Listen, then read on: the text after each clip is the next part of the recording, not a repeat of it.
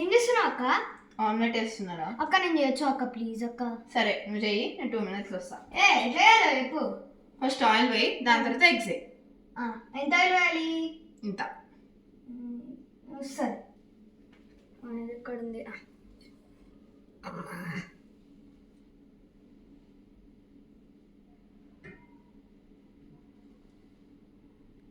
Oh no no no no!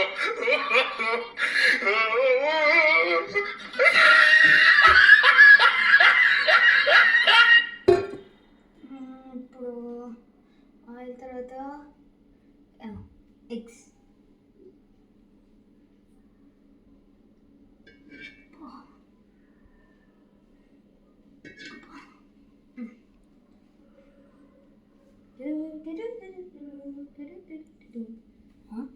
ఇంకేందైతే అక్క.